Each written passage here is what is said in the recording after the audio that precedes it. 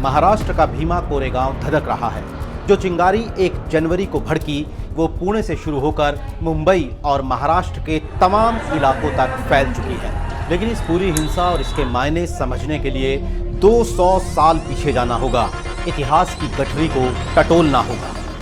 महाराष्ट्र के कोरेगांव में एक दलित जाति है महार। कहा जाता है कि उस वक्त पेशवाओं यानी ब्राह्मणों ने महारों के खिलाफ एक मार्शल लॉ लागू किया हुआ था। इस अत्याचारी कानून के मुताबिक महारों को कमर में झाड़ू और गले में मटका बांधने का आदेश था। झाड़ू इसलिए ताकि चलते वक्त उनके कदमों के निशान खुद ब खुद मिटते चले जाएं, और मटका या कोई दूसरा बर्तन इसलिए ताकि उनका थूक तक जमीन पर ना गिरे। उस जमाने में यूं भी पूरे देश में दलितों के साथ बेहद बुरा बर्ताव आम बात थी। उन दिनों अंग्रेजी हुकूमत हिंदुस्तान के तमाम हिस्सों में पांव पसार रही थी। अंग्रेज महाराष्ट्र के उस हिस्से को भी अपने कब्जे में लेना चाहते थे। वो पहले ही पुणे के पेशवा, ग्वालियर के सिंधिया, इंदौर के होलकर, नागपुर के भोंसले और बड़ौदा के गायकवाड़ राजाओं से संधि कर चुके थे। अब उनका मकसद बाजीराव द्वितीय को काबू करना था।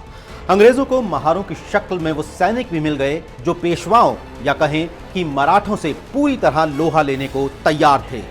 युद्ध का वो दिन भी आ गया। 1 जनवरी 1818 भीमा नदी के किनारे कोरेगांव का मैदान, पुणे से 40 किलोमीटर दूर। बाजीराव ने तय किया कि पुणे पर हमला करने के लिए 5000 सैनिक भेजे जाएंगे। लेकिन जब उसे मालूम हुआ कि अंग्रेजों के पास सिर्फ 800 सैनिक हैं, तो बाजीराव ने फैसला पलट दिया। उसने 3 इन्फेंट्री यानी पैदल टुकड़ियां रवाना की। अंग्रेजी सेनापति कैप्टन फ्रांसिस टॉन्टन के नेतृत्व में कोरेगांव एक भीषण युद्ध का गवाह बना। ब्रिटिश सेना में शामिल थे बॉम्बे नेटिव इन्फेंट्री के 500 जवान, जिनमें ज्यादातर महार थे। सामने थी पेशवा बाजीराव द्वितीय की 2500 सैनिकों वाली सेना। कई बार यह भी कहा जाता है कि पेशवा की सेना में तो 25000 सैनिक थे। यह एक ऐसा युद्ध था जिसमें कम सैनिकों वाली सेना ने पेशवाओं के छक्के छुड़ा दिए। संख्या बल महज संख्या बल रह गया। करीब 12 घंटे चले युद्ध के बाद पेशवा सेना को कदम पीछे खींचने पड़े। इस जंग को महार सैनिकों की जाबाजी और युद्ध कौशल के लिए भी याद रखा जाता है।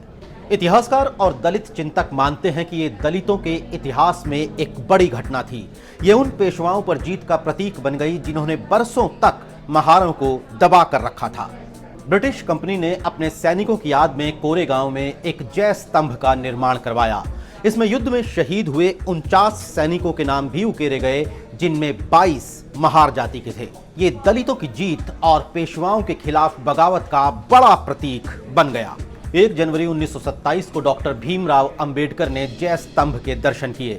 तब से 1 जनवरी जैसे दलितों के लिए उत्सव का दिन बन गया। साल दर साल देश के तमाम हिस्सों से दलित समाज के लोग कोरेगांव पहुंचने लगे और जय स्तंभ पर अपने नायकों को नमन करने लगे। कहा जाता है कि कुछ साल पहले भारतीय सेना की पूना हॉर्स रेजिमेंट ने 1965 और 1971 में शहीद हुए जवानों के नाम की पट्टी यानी रोल ऑफ ऑनर भी इस स्तंभ पर लगा दिए थे।